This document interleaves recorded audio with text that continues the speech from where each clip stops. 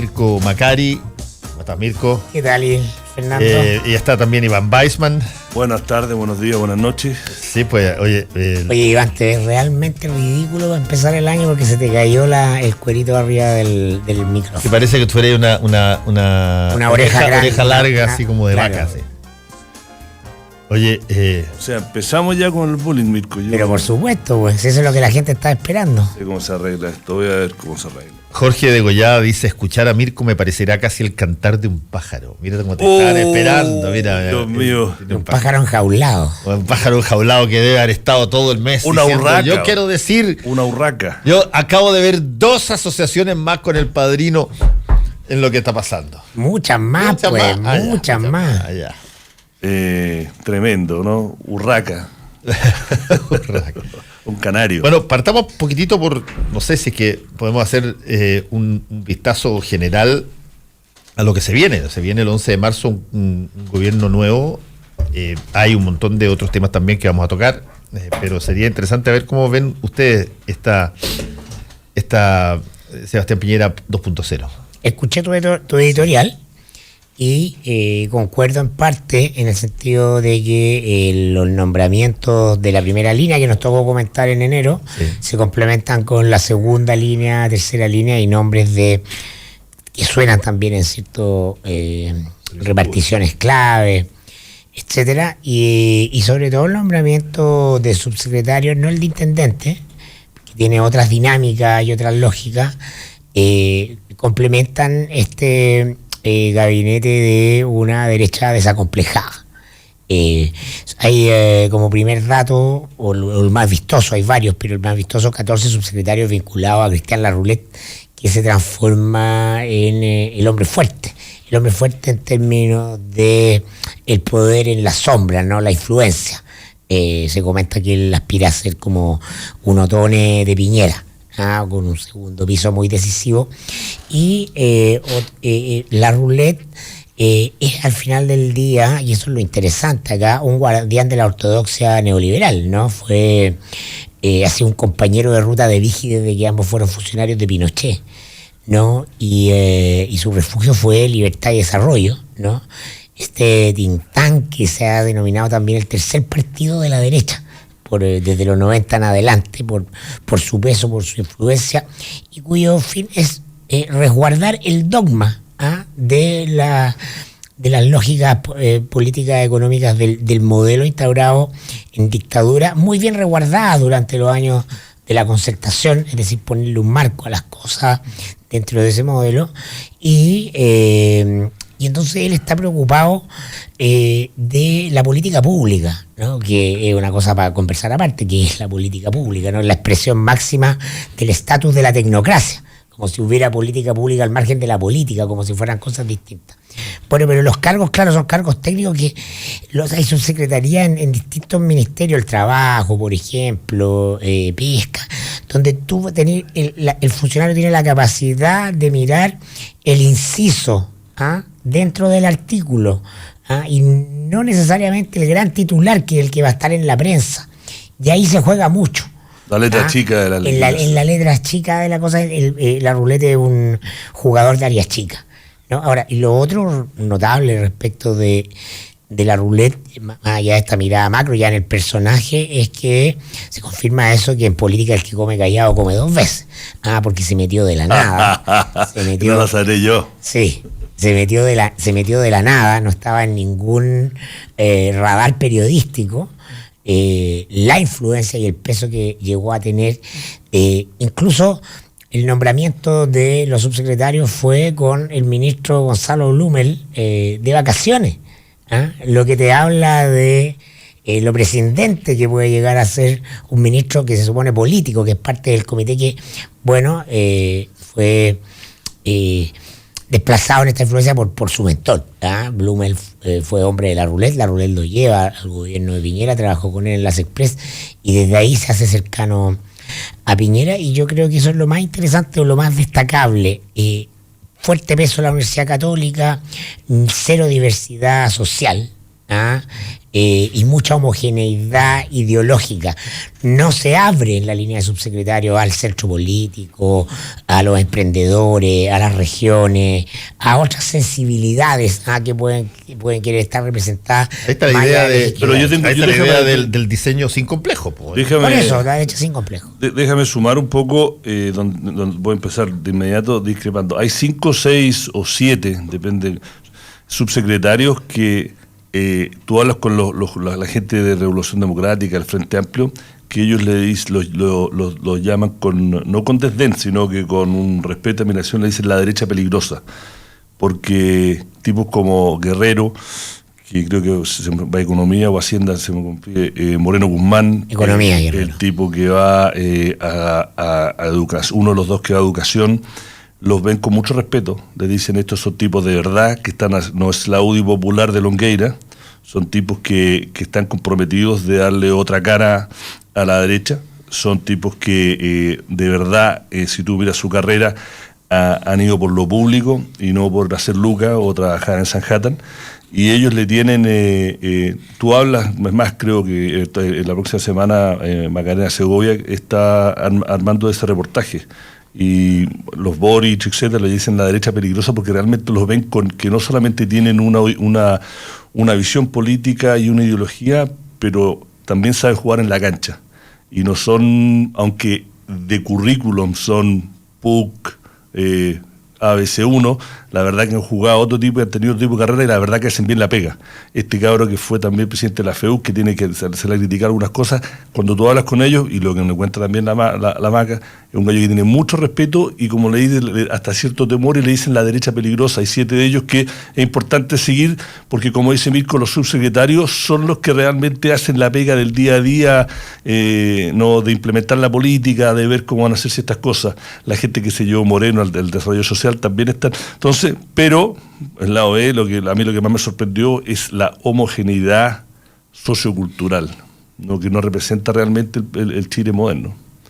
Lo mismo que pasó con los ministros. Yo tengo la impresión que eso cae dentro de lo que conversábamos con Mirko, de la lógica esta de derecha desacomplejada, donde básicamente dicen, mira, es una forma de manifestar la idea de los excelentes, pero llevada a no tener que caricaturizar ni ponerle palabras previas, sino que decir, mira, vamos a escoger de aquellas personas que nosotros realmente son las que nosotros creemos que se puede armar un mensaje ideológico, cultural potente respecto de lo que es la visión de derecha del país, y para eso tienen que estar los que tienen que estar nomás, tienen que estar en la primera línea y chao. Y si es que eso no ocupa el rango de diversidad que normalmente los gobiernos se encargan de producir, poniendo una cosita acá, 3, 4 negritos de Harvard por aquí, por allá, bueno, eso es porque necesitamos a las personas que monten coherentemente este asunto, y nada más coherente que las personas que son iguales.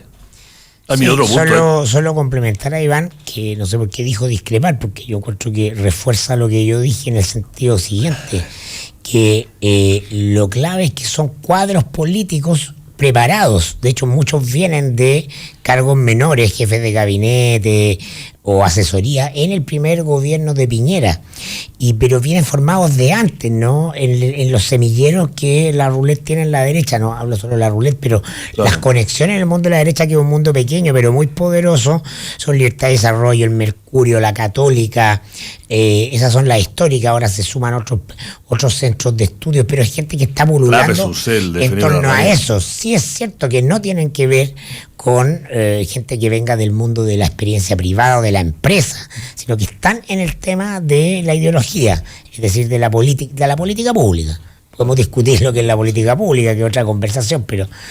No, en la disputa de visiones ideológicas, y eso me parece a mí que es son cuadros perfectamente legítimo. Me interesa hacer de los pesos pesados, y ahora hay a ver, lo hablamos un poco cuando se anunciaron los ministros, pero ahora queda claro que hay un cuadro de pesos pesados, que está la Roulette, sí, está Chadwick, está Moreno, y que está bastante callado, Felipe Larraín, y va a ser interesante porque lo que entiendo yo, y no lo digo con certeza, pero sí con cierto nivel, puede que se lleven bien a nivel personal, pero no tienen toda la misma sensibilidad política y de qué tipo de gobierno se tiene que hacer. Entonces, y ayer me pareció que pasó muy piola lo de la entrevista que dio Moreno en el diario Pulso, porque, o sea, abiertamente a él dice que tiene aspiraciones a la moneda, que lo hemos escrito en el mostrador varias veces, y después de que lo nombran se lo hizo, pero acá la entrevista dijo el Ministerio de Desarrollo Social es ser un trampolín para y dejémoslo establecido como el primer error. Esto me lo comentaba un analista del sector de la derecha, en quien tengo muchas fichas puestas en términos de su asertividad. Digo, está cometiendo el mismo error de Hinspeter. Antes de asumir el gobierno ya aparece como el rostro presidenciable, ¿no? Y eso lo transforma en blanco. Claro. Alewi, cuando alguna vez conversábamos en su oficina del directorio de la Nación, me decía, los mexicanos son muy sabios porque te dicen, en política hay que saber andar de muertito. Es decir, hacerse el tonto. Y Moreno está al final. Claro, no, parece que no pesa nada, claro. Como la ruleta, que fue sigiloso, que fue silencioso, y cuando quiso entrar, entró con todo. Operó por atrás. Entonces, porque te pone en la primera línea el hacer este tipo de anuncios. Recordemos que Hinspeter entró con mucha fuerza con un discurso que era el de la nueva derecha. Inmediatamente eso prendió la alarma en la UDI, y la UDI no paró hasta que sacó a Hinspeter, le hizo la guerra durante toda su gestión, lo sacó y terminó un UDI de ministro del Interior. Así es. Oye, vamos ahora a qué es lo que enfrenta esto. Porque ahí hay una situación casi mucho más dificultosa, por cierto, que el gobierno. El gobierno se arma, tú lo dices muy bien, se arma, tú buscas a las personas que convergen dentro de una visión, vamos a dar una pelea cultural, ideológica fuerte, para eso hay que estar coherentemente alineado, pero tú tienes una oposición, y la oposición hoy día está probablemente en el peor trance que creo yo ha tenido la izquierda desde el retorno a la democracia, con una suerte de reproches mutuos brutal en la nueva mayoría. Tú no sabes quién se va a quedar o no se va a quedar en la democracia cristiana. Tú le preguntas a varios de ellos y te dicen que están meditando. La situación que los persigue en términos de el desapego con la ciudadanía a raíz de los escándalos de financiamiento ilegal de la política. El Frente Amplio, por otra parte, como lo decía yo en la editorial, todavía está en la etapa del gateo, a pesar de que generó una buena representación parlamentaria, y por lo tanto el nuevo gobierno tiene un espacio, si es que lo puede implementar bien, para no tener ni líderes serios que se le opongan, ni divisiones coherentes que disputen su propia ideología. Y eso yo creo que lo sabe tanto el gobierno como la oposición, ¿no? Sí, pero todo depende de la estrategia de Piñera. O sea, si su estrategia, y está por verse, hay que darle el beneficio de la duda, el gobierno todavía no parte, pero si se apuesta por la derecha desacomplejada, solo se va a polarizar, y eso solo va a ayudar a la oposición. Es decir, aquello que ese estado de desorden rápidamente se va a transformar en un orden contra algo. Lo que unió a 17 partidos distintos en los años 80 fue Pinochet, ¿no? Y voy a de nuevo citar a Lewy en La Nación, que en el año 2006, cuando se murió Pinochet, dijo, ¿y ahora qué hacemos? Porque ese era un elemento aglutinador, lo que hay al frente te aglutina.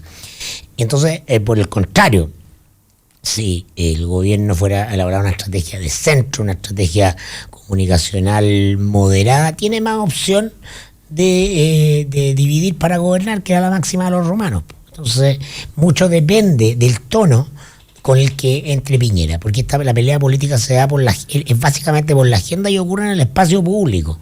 Pero no van a prestar ropa. Entonces, Yo creo que él viene con... obviamente estamos todos especulando. Yo creo que el cálculo que hacen ellos es que no van a tener, nadie le va a prestar ropa. Entonces tratar de hacer al gobierno. Entonces tratar de venir con poca vehemencia, un poco con un tono conciliador, de bueno, conversemos.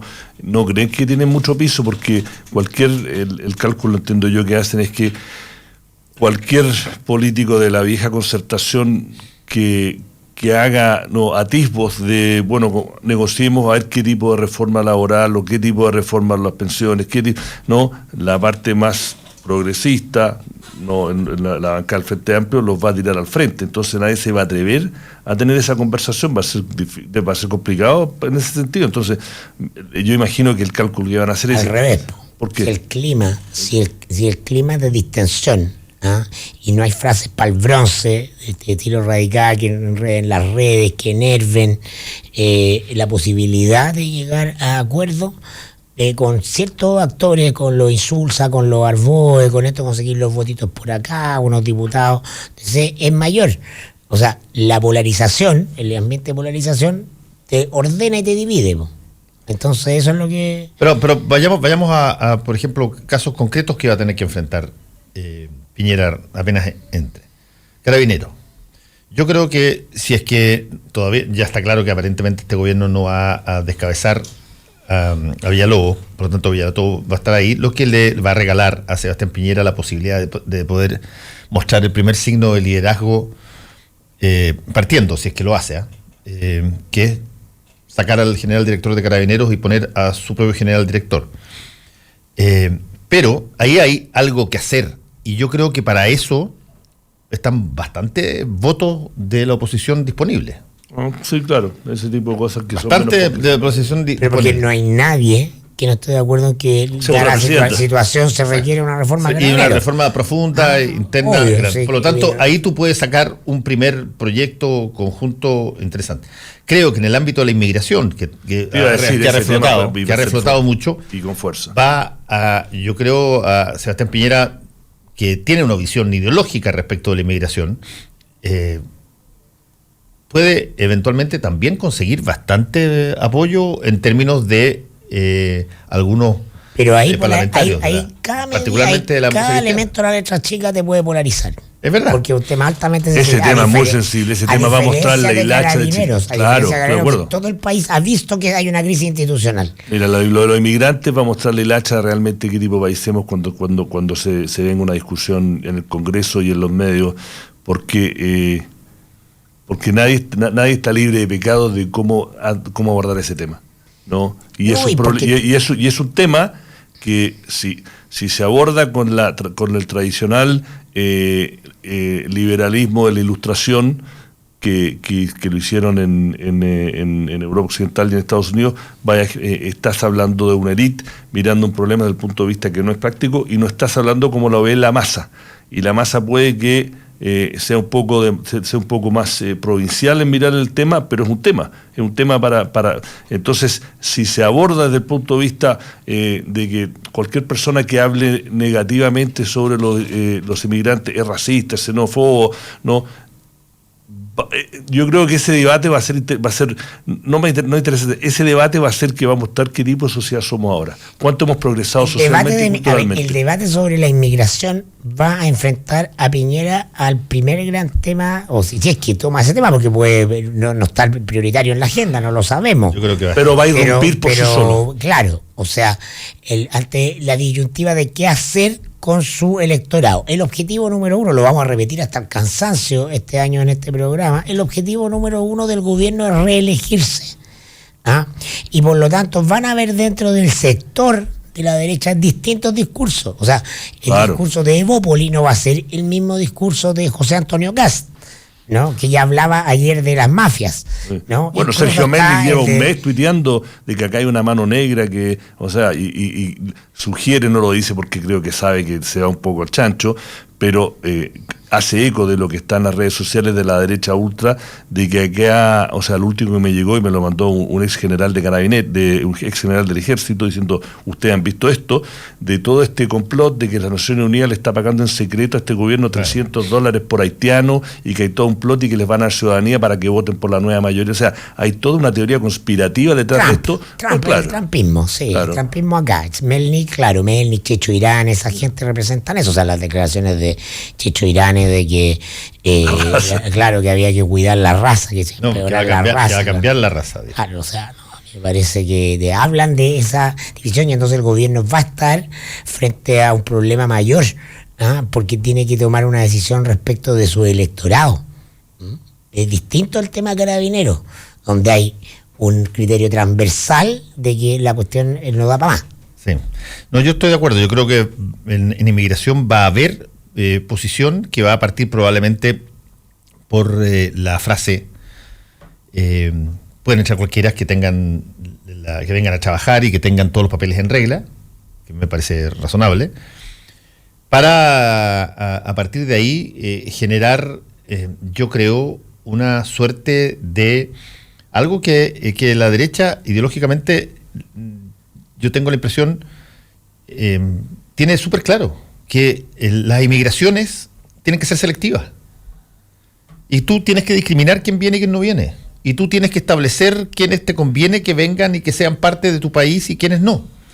No es una cosa donde esto sea el asilo contra la presión abierto. No, eso lo dice la canción nacional. Pero no, esto es, de dos formas de inmigración. La inmigración donde tú buscas a personas seleccionadas que necesitas y las personas en que tú eliges de los que quieren venir, quiénes entran y quiénes no entran y quiénes forman parte y no forman parte. Pero eso entra en contradicción con su lógica de que esto también es un mercado.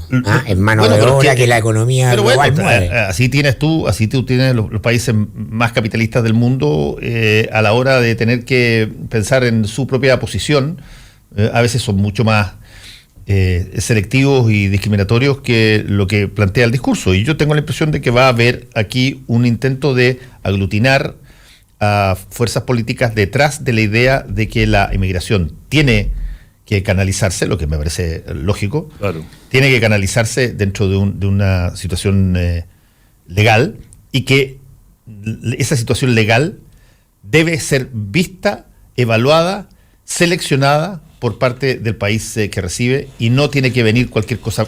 Claro, pero que sea, cualquier persona que quiera venir. Que se haga desde un punto de vista que combine las necesidades del país con un montón de otros factores, pero que no haya espacio, porque claro,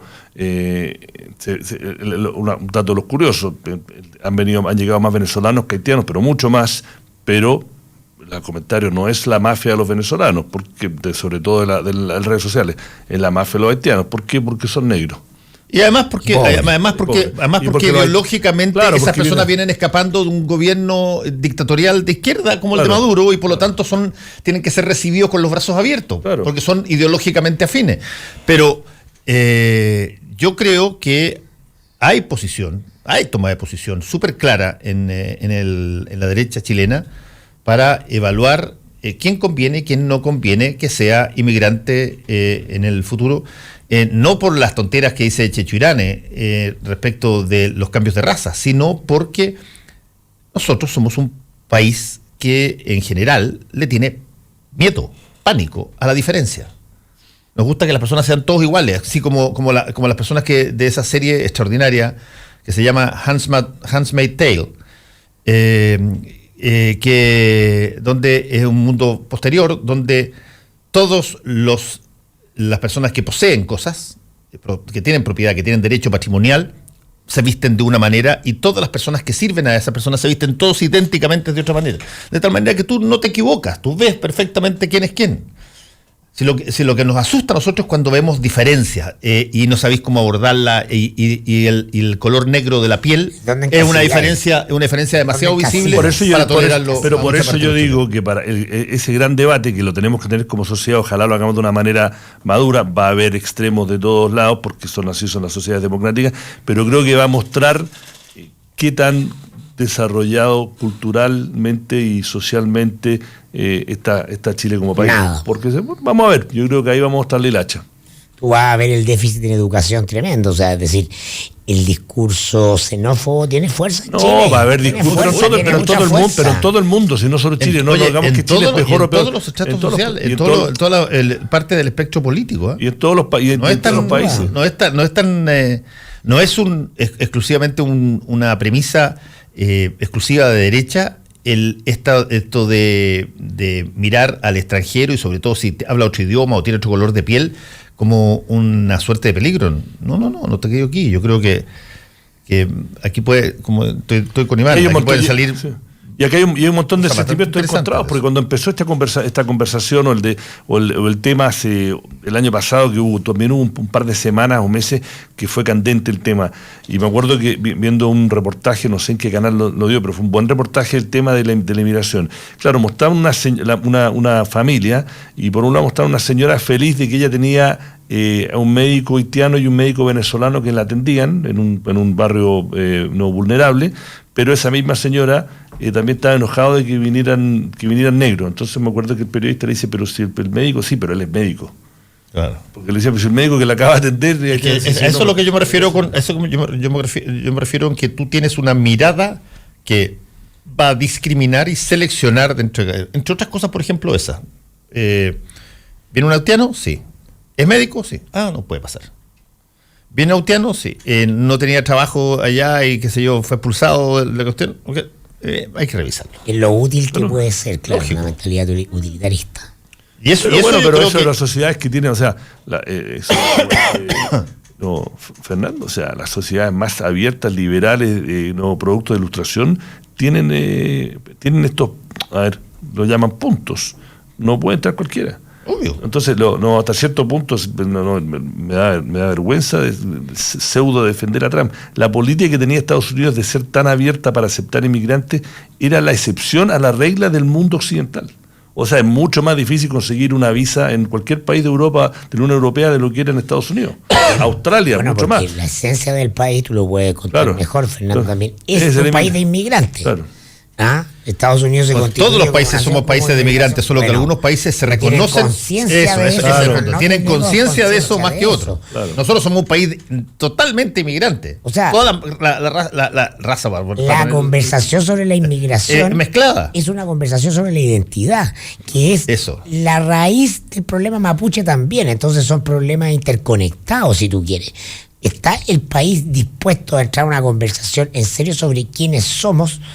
Y nos vamos a enfrentar a todo lo que hemos negado que somos. Y esa conversación la vamos a tener un poco a la fuerza este año, creo yo. O por los próximos 2 años. Pues vamos a ver. El gobierno va a jugar un rol clave en dirigir eso, pero no va a condicionar esa conversación. Los gobiernos, como nunca, son reactivos a temas que están instalados en la opinión pública. Ahora, Iván, este es un tema que tiene que ver contigo. Hay una parte también aquí económica. Cuando tú tienes una baja permanente durante décadas, las 3 últimas décadas, por decirlo en términos cercanos, de la tasa de natalidad, y tienes eventualmente la expectativa de crecer económicamente, la mano de obra tuya ya no alcanza. Pero si lo dijo el Banco Central en su informe. Por lo tanto, la inmigración es una cosa como la han dicho todas partes en Europa. Absolutamente. Justamente por lo mismo. Comparativamente, la inmigración que ha llegado hasta ahora a Chile es bajísima. Claro, además pero si en el informe de política monetaria de diciembre, el Banco Central, que lo hace este informe 4 veces al año, y el de diciembre y el de junio son los más detallados, pues también tiene análisis financiero, dice abiertamente que sin inmigración, el crecimiento en Chile va a ser mucho más bajo, y lo pone, no quiero decir el número porque no me acuerdo bien, pero sí, en el factor inmigración va a ser un porcentaje importante del crecimiento potencial del país de los próximos 20 años. Así es. Hacemos un alto y volvemos con el mostrador en la clave.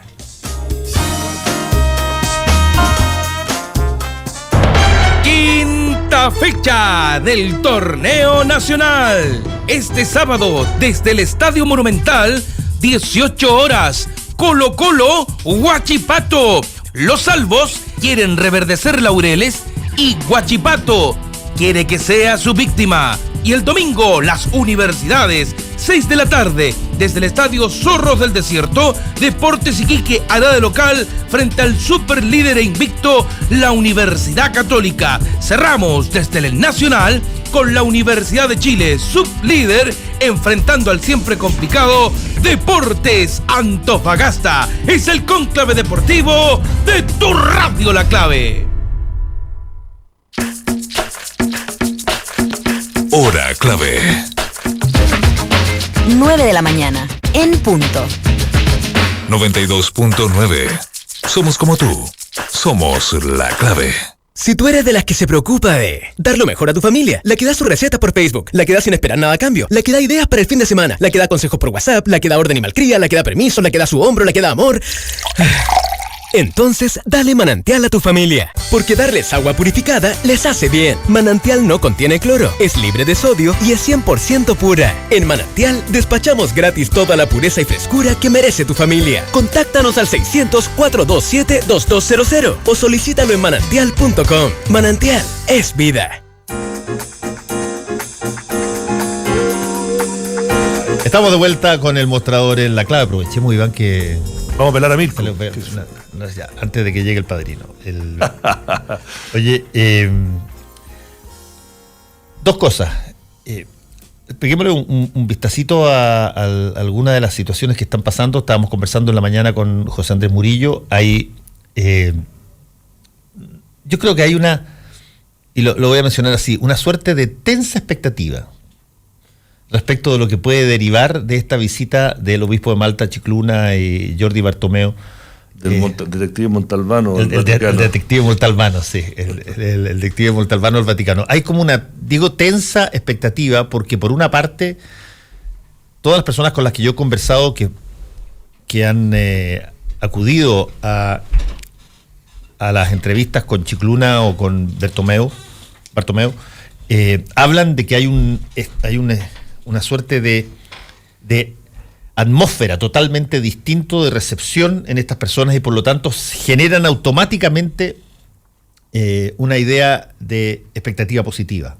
Sin embargo, hay personas que yo mencionaba, Oscar Cortardo, que ha sido bastante insistente en eso, lo mismo Carlos Peña en el último domingo, han planteado que la lógica del encubridor o del cómplice o de la persona que vio cuando el superior obispo o el superior sacerdote hacía abusos sexuales, es tan amplia en la iglesia, que si es que se castigara ese delito de alguna manera muy brutal, probablemente habría un quiebre gigantesco, mucho mayor, y por lo tanto le ponen paños fríos a las posibilidades que tenga el Vaticano de qué cosa puede hacer con los informes que eventualmente le entreguen estos investigadores papales. Pero tú míralo desde el otro punto de vista. Mandan al Elliot Ness, al detective Montalbano del Vaticano, de estos temas, lo envían con bombo y platillo a hacer una investigación, tácitamente admitiendo del error y el fracaso y el desastre que fue la visita del Papa. Sí. Lo manda, entonces habla con los personajes principales. Yo no me puedo imaginar de que la conclusión del Vaticano va a ser confirmamos lo que dijo el Papa, esto es una macana. Me parece inviable. Sí, yo supongo que no. Me parece completamente inviable. Yo supongo que no, pero también... Sería los locos Adams. Claro, no espero tampoco que haya una... Y le acaba de explotar un caso tremendo en Italia, con videos. Exactamente. Con de orgía, de pedofilia, o sea, tremendo. Tiene el Vaticano, o sea... A ver, nada debería sorprender. Pero ese caso, que yo también lo vi anoche, el de italiano, es un caso ya de lo que podríamos denominar los desates del poder en términos clásicos que se conocen. Si hay nada que no pase en Italia. O sea, si hubo papas que tuvieron hijos. Sí, no, pero los Borgia son hijos de Alejandro VI. Son las culturas, los italianos están más o menos... No, pero cuando uno ve la serie Suburra, uno pensaba que estaban exagerando algunas de las escenas de los primeros dos capítulos. Pero yo me estoy refiriendo a una cosa que es mucho más potencialmente dañina para una institución, que es que no solamente yo estoy de acuerdo no solamente el abusador sea la persona que eventualmente pueda estar en la picana, sino que esté también el entorno. A ver, yo estoy de acuerdo con tu análisis. Lo que yo no veo es la posibilidad de que no digan nada. no veo la posibilidad, por lo que te digo, está demasiado expuesto, ¿no? Pero como el Vaticano es todo medido, capaz que lo haga de una forma que no sea tan dramática, porque efectivamente si son revolucionarios y dicen que el crimen del que ve y no habló, del que sabía y no habló, es tan grave como el que lo cometió, pasivo, el cómplice pasivo o semipasivo, es tan grave como el que cometió los actos y le daba y validan, como todos sabemos, lo que pasó acá en Chile y piden disculpas ¿no? Efectivamente abre una puerta imagínate en el resto del mundo, porque obviamente senta precedentes, senta jurisprudencia hasta cierto punto. Por supuesto, imagínate tú solamente lo que tiene que haber sabido el obispo de una diócesis donde se recibe a un sacerdote que es cambiado de una parroquia porque esa parroquia tuvo denuncias o casos de abusos sexuales y lo cambian a otro lugar. El obispo sabe que es cambiado por eso. Tiene que saberlo. Y si no, entre ellos saben. No, pero tiene que saberlo. Hay una mención. Por lo tanto, esa persona que, al no hacer absolutamente nada, si que se produce nuevamente un caso, es cómplice, por lo tanto, bajo esa lógica, yo concuerdo con lo que dice Carlos Peña y lo que dice Óscar Contardo. Si esto es sistemático, o ha sido sistemático, en términos de proteger a estas personas, la red de cómplices o personas que sabían es decenas de veces más grande que la de los abusadores propiamente tales. Y por lo tanto, se crea un problema si es que se castiga justamente a la persona que sabía o a la persona que se cayó. Esa protección está amparada en el derecho canónico. Es una cuestión institucional. Obvio. O sea, yo creo que este cambio, vamos a ver un titular respecto a las conclusiones de Chicuna y algo va a pasar con Barro, pero Barro es un peón y lo que pase con él va a ser un movimiento de ese peón en un tablero del juego del poder de la Iglesia. Me parece que eso es lo interesante, cómo quedan las dos figuras tutelares de este mundo conservador que se resiste a cambiar en la Iglesia chilena, que son Esati y Errázuri. Ahí está verdaderamente la noticia, probablemente no va a estar en los titulares por un rato. Entonces, ojo, lo conversamos acá en enero también, ojo al futuro nombramiento del arzobispo de Santiago. Exacto. Todo esto va a jugar en ese diseño, más allá de la noticia misma de que ¿cuándo él se da el informe? No tiene fecha. Pero me imagino que va a ser relativo, no creo que sea una cosa me imagino que en algún momento este año, no creo que sea. Sí, yo también me imagino que debe ser una cosa relativamente cercana para que tenga peso, ¿no? Si te lo diluyen en, qué sé yo, 10 meses más, ya. Pero los tiempos de Dios no son los tiempos del hombre, dice. Hoy día me gusta eso dice la Iglesia. Está bien, pero me gusta que la cites. Me gusta tener amigos y colegas que puedan citar al Padrino y puedan citar encíclicas, puedan citar a los romanos, los griegos. Algo de tu cultura por ahí mejora mi rudimentaria. Vamos, te voy a hacer talleres culturales. Me gusta.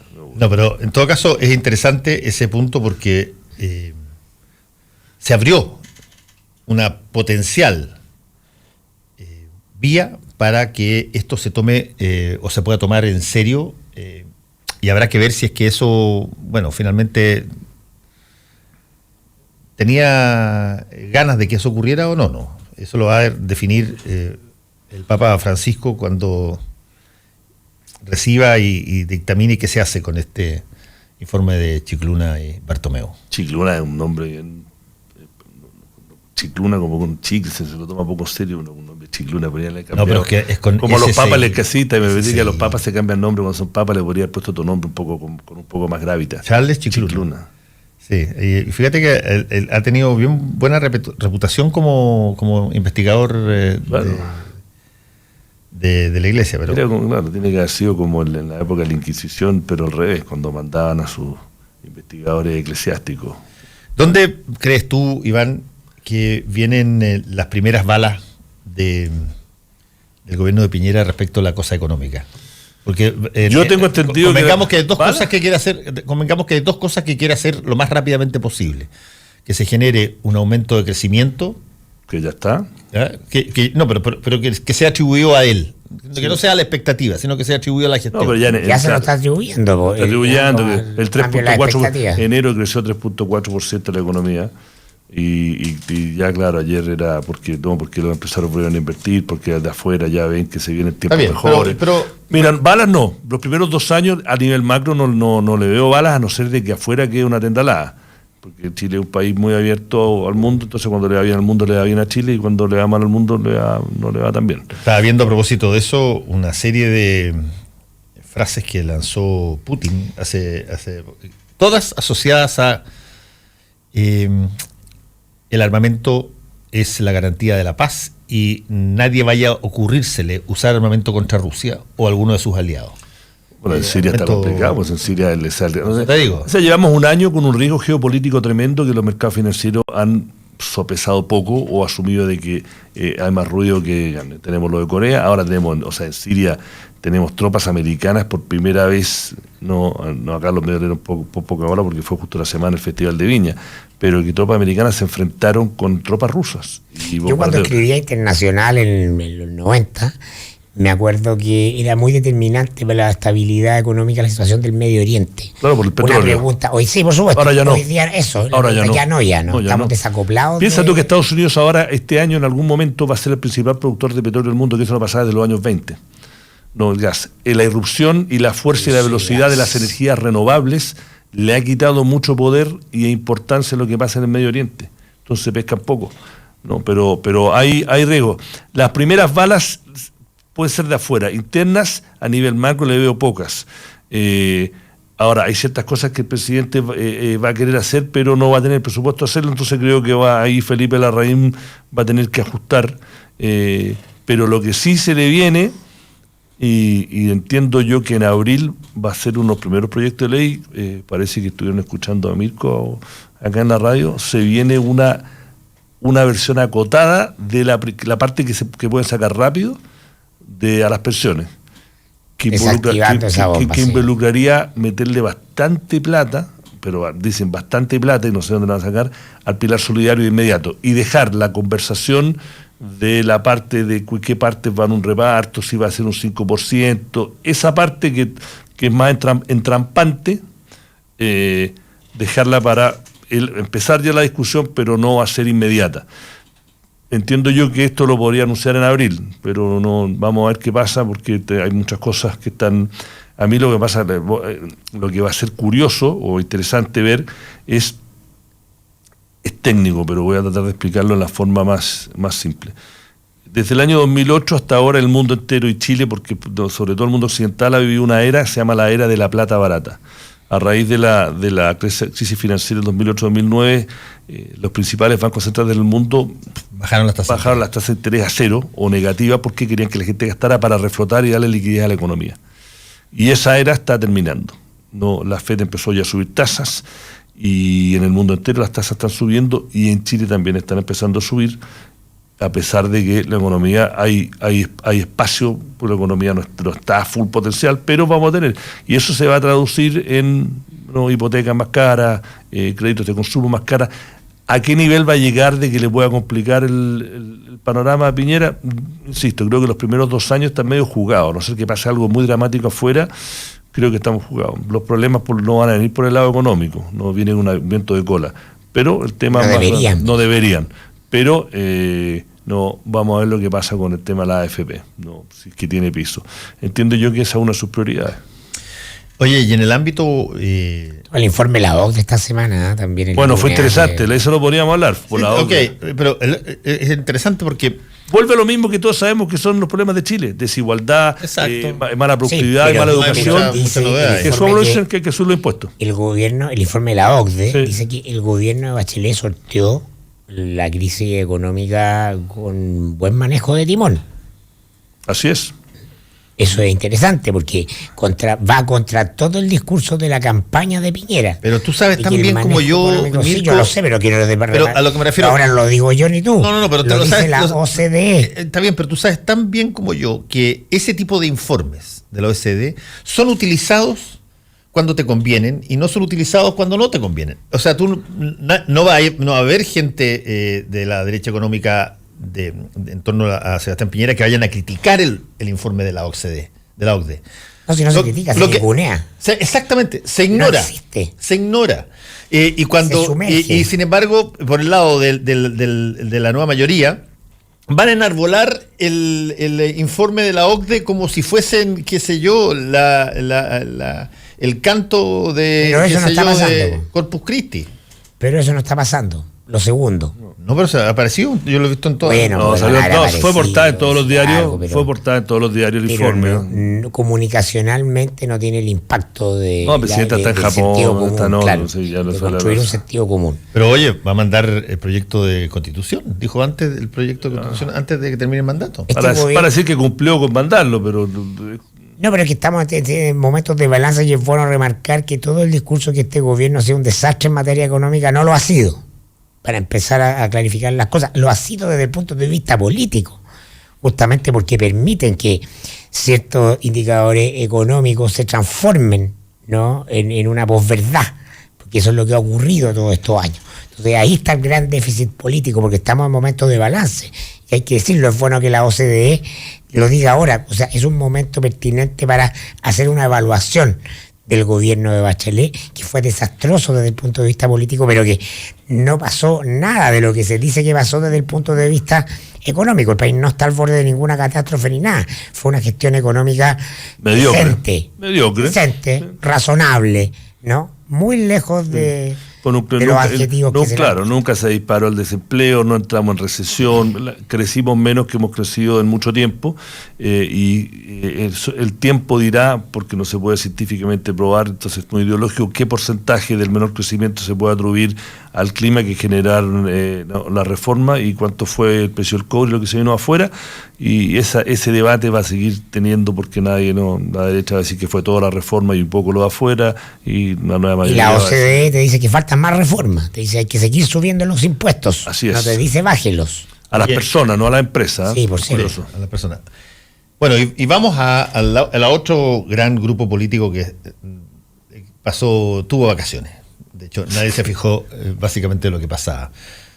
Sale del gobierno la nueva mayoría y automáticamente, no sé qué pasa, uno de repente siente que pueden pasar una de dos cosas, que se bajan de la mesa, llegan a la tarima para bajar y la tarima se desfonda. Porque van a pasar cosas. ¿Pero de qué estamos hablando? Estoy hablando de la nueva mayoría. Porque hasta ahora todo el gobierno todavía amarra cosas, las sostiene. A partir del 11 de marzo ya no tiene, el cordel se cortó. Y por lo tanto van a aparecer las posiciones reales dentro de lo que hoy día se conoce como nueva mayoría. No creo que Sebastián Piñera haga algo tan suficientemente estúpido y muy rápido como para aglutinar a toda la oposición en su contra y que vuelvan a generarse estas amarras. No, yo creo que todo lo contrario. Creo que Sebastián Piñera va a intentar hacer las cosas que él quiere hacer y que tengan algún grado de consenso con algunas personas de la nueva mayoría para justamente intentar profundizar la crisis que vive el gobierno. Yo creo que van a estar en el desierto político por lo menos un año, pero la política de repente van a aparecer liderazgos que uno no anticipaba, personajes que uno menospreciaba y que de repente van a sacar otro pellejo político, pero yo creo que el primer año los veo desordenados, no los veo con un líder que aglutine, no los veo tampoco con propuestas. O sea, la autocrítica las autocríticas más serias que han hecho y que algunas las ha hecho también el Frente Amplio, es que es un poco muy, muy filosófica, que la centroizquierda chilena, al igual que la centroizquierda progresista en el mundo, no tiene respuesta a lo que está pasando ahora en el mundo, una propuesta atractiva, ¿no? Y eso es tiene que, como dicen los gringos, sorcery, tienen que mirarse para adentro para ver cuál va a ser la respuesta. A falta de respuesta, a falta de solidez, de relato, ideológica, de propuesta, como tuvo durante muchos años la izquierda, efectivamente lo que pesan son los liderazgos circunstanciales. Esa es parte de la crisis de la izquierda y es parte de lo que explica el desastre político, reitero, no económico del gobierno de Michelle Bachelet. Lo dramático, que uno diría esto no puede pasar, pero puede pasar cualquier cosa, es que la presidenta con su 40% de aprobación, de salida, se transforme en la única líder. O sea, ya ayer habían frases, ¿no?, como la de Pancho Vidal y Francisco Vidal, que decía la presidenta pasa a la reserva con instrucción. El presidente del PS, ¿no?, Elizalde, que dice que la presidenta siempre va a ser una líder y su gobierno marca una serie de hitos. Bueno, entonces ese vacío, esa debilidad puede seguir transformándose en más todavía si no hacen una discusión también respecto a la noción de liderazgo. Lo veo difícil que lo hagan por el estado de descomposición moral en que están. Entonces, ahora, en ese sentido no es menor el cierre de este gobierno con la formalización de Sebastián Dávalo, ¿no?, que marca una suerte de drama shakespeariano. Claro, ¿no? Eso te iba a decir de que ahí le cae un peso extra a Bachelet como para cualquier cosa que quiera hacer después. Porque el caso que marca todo el gobierno y marca también España también su cierre, primera vez que se formaliza a Dávalos. Nunca se lo había formalizado, ¿no? Hasta el minuto, en una arista del caso Cabal. Por estafa. Por estafa, que es una arista del caso Cabal. En la principal no fue formalizado, en esta sí. Y entonces el problema es que Bachelet, Dávalos es la debilidad de Bachelet, es su punto débil. Y los puntos débiles, cuando son tan notorios y públicos, son un petit bouché para los adversarios políticos. Es decir, cómo el caso Cabal puede inhibir a Bachelet de levantar un protagonismo discursivo, una voz pública crítica de Piñera, por ejemplo, ¿no? El gobierno tiene un resorte sobre los casos que investiga la Fiscalía, eventualmente, si tienen que ver con impuestos internos, lógico, si tienen que ver con boletas. Ojo ahí, es interesante desde ese punto de vista. Sí. Dicho sea de paso, solamente como noticia, ya que tú me dijiste va a ser formalizado por estafa Sebastián Dávalo, la noticia del momento es que en toda esta arista del caso Pacogate, por primera vez va a ser formalizado un exdirector de Carabineros que ya llegó a los tribunales, que es Eduardo Gordon. Así es que... Esto es por Paco, por Paco y no por Huracán, por Paco. Sí, esto es por... Esto es por los regalos. Claro, los regalos. 5.000 millones de pesos. Exactamente. No. Esto es otra lista. Son gastos reservados. Exacto, que fueron usados para otros propósitos. Claro, con otros propósitos. Pero es una arista de los 25.000 millones. Pero esto es menor, porque son 21 millones de pesos. Es el hecho. Hay una lista que la Contraloría rechaza de regalos que nunca existieron. Exacto. Regalo a la compañía de bomberos de San Bernardo. Regalo al Hogar de Cristo, una sartén al Hogar de Cristo. No, te estoy hablando literalmente, no metafóricamente. Y que nunca existieron. Y la nota en Mega ayer. Y ellos iban a preguntar al Hogar de Cristo, oye, aquí llegó el año tanto el sartén. No, nunca ha llegado. Al cuerpo bombero. No, pero el hecho, estoy hablando de que en este caso, y quizá nos saltamos de vuelta ahora a los casos pendientes abiertos, y en este caso lo de Carabineros, no tiene que ver con la causa, tiene que ver con la persona. General director. Cuando tú formalizas a un ex general director en una cosa que compete ya a estas alturas a 4 o 5 generales directores, incluyendo el actual, bueno, se te abre una puerta que estaba cerrada. Así es. Y eso es una situación que va a tener que definirla, repito, en términos prácticos, el próximo presidente de la República. Que es, tiene que descabezar todo, tiene que intervenir, lo hemos venido diciendo en este programa hace ya muchos meses.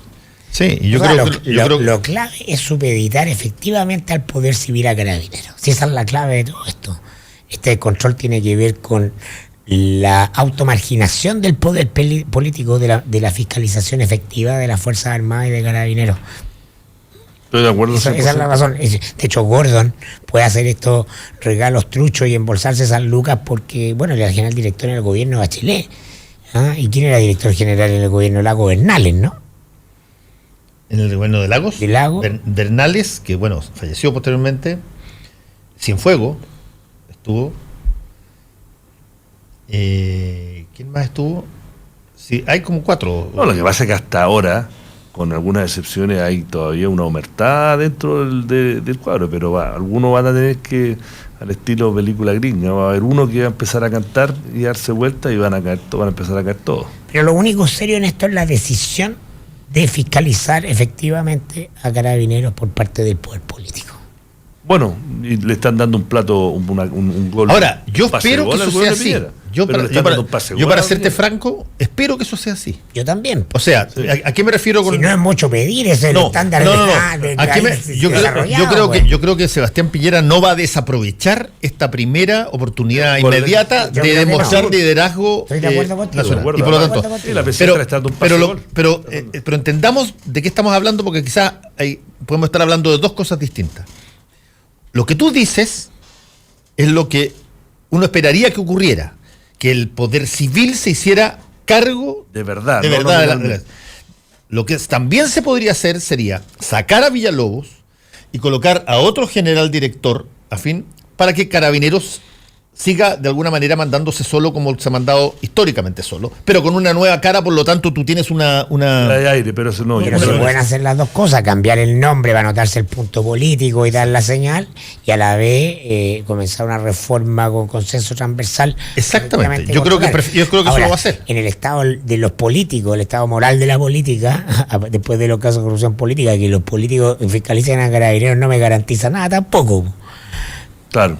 Yo estoy de acuerdo contigo en eso, entre otras cosas, Lo digo porque- en teoría, debería ser así. En el manual de educación cívica o de ciencia política, las Fuerzas Armadas y la policía dependen del poder político de turno. Claro, en Estados Unidos, que nosotros con Iván siempre hacemos referencia a otros países, y en particular a Estados Unidos, porque tiene una situación súper prístina respecto a este tema.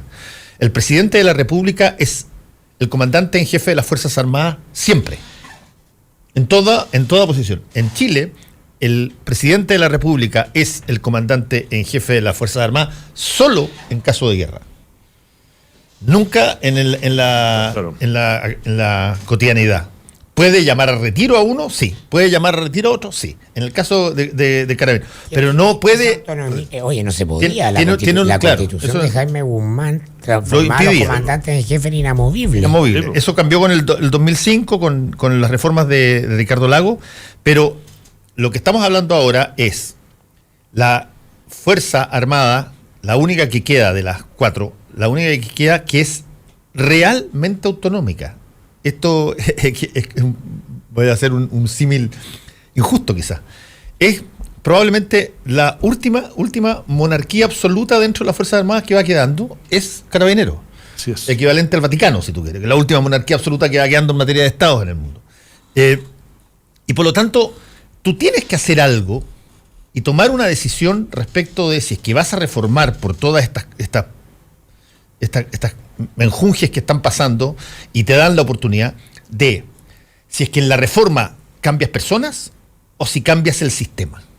Y si que cambias el sistema vas a tener que hacerlo quizás como en las otras Fuerzas Armadas, que haya un ente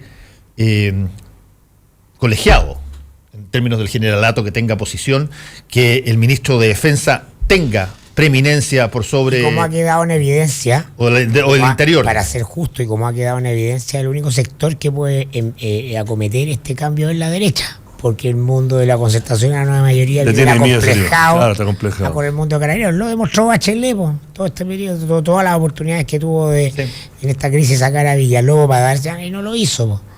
Oye, queda poco tiempo, yo mañana no vengo, porque viene Federico, pero el domingo son los Óscares, ¿no? ¿Hay algún vaticinio de ahí que te tomamos? Hay una expectativa bastante... Yo la he visto toda y Alta- ninguna me volvió loco. Muchas buenas películas, pero ninguna Mira, me parece a mí extraordinaria. me gustó hasta... No voy a hacer ningún spoiler, pero me gustó hasta la hora y media, la de los 3 letreros... Es la que más me gustó, pero tampoco es una gran película. No, una gran película. Yo creo que partía muy bien, tenía un guión extraordinario personajes son y tremendos. yo encuentro que el guionista no supo cómo cerrar el tema al final. Pero es una muy buena película, creo yo. Sí, a mí es la que más me gustó, pero me encantan los personajes. Sí. La que está más nominada para hacer una historia de amor no me emocionó. ¿Cuál? No sé si yo soy A la romántico. forma del agua. La forma del agua, ¿no? Y después, por razones personales, obviamente me gustó The Post, me gustó la de Churchill. The Post me gustó mucho. La de Churchill, yo a ver. que he leído bastante de Sí, Churchill, es extraordinaria, sí. pero es muy de nicho. La de Churchill, si es que... ¿cómo se llama? La hora más oscura. Gary Oldman. Gary Oldman no gana el Oscar al mejor actor. Bueno. Estamos en problema. Lo muestra en un matiz que en general no se mostraba Churchill. Bueno, son los 20 días más duros de su carrera política, dentro de la guerra, ¿no? Que cuando Inglaterra estaba a punto de ser invadida, etcétera. Y una que me encantó, no se va a ganar el Oscar, porque es un poco cebollera, pero me sorprendió. Yo pensé que era una película para niños, me emocionó, me salieron hasta lágrimas. Coco. Ah, no la vi. Extraordinaria. Yo también lloré. Extraordinaria, sí, tremenda. No, yo la fui a ver. Hasta tú vas a llorar, Fernando. Oye, pero yo. Mirko Macari y Iván Weissman lloraron en una película. A mí la parte que no. Este es el lado B de ustedes, güey. Si son los indolentes, los que. Yo la fui a ver en contra de mi voluntad porque, en general, con excepciones. No me atraen, a pesar de que es una película, porque uno se ve que es para cabros chicos. No, esta película es para adultos. O sea, más, yo creo que los cabros chicos no entienden un montón de cosas. Muy buena, muy buena. Ah, qué bueno. Y emotivo. O sea, yo fui al cine y eran todos adultos mirando hasta la mitad. Y está la posibilidad de la mujer fantástica en el caso de Mira, la encontré un poco lenta. Extraordinaria la actuación, es una muy buena película. También la encontré un poco lenta. Bueno, la había visto, la habíamos entrevistado acá. Encuentro que es una estupenda película y una estupenda representación de Daniela Vega. Creo que la película sueca que va a competir con ella, que no me acuerdo cómo se llama, que también la vi, es potentísima. No, ahí pero hay una tensa expectativa y me parece interesante eso. Y lo otro, algún día tiene que salir, y lo último, algún día tiene que salir un Oscar a Chile para una mejor película. Bueno, después no puedo decir. Ya nos tenemos que ir. Chao, Iván Weissman, chao, Mirko, y bienvenido de nuevo hasta el lunes. Combinación Clara. Nos vemos el lunes. Chao. Mañana.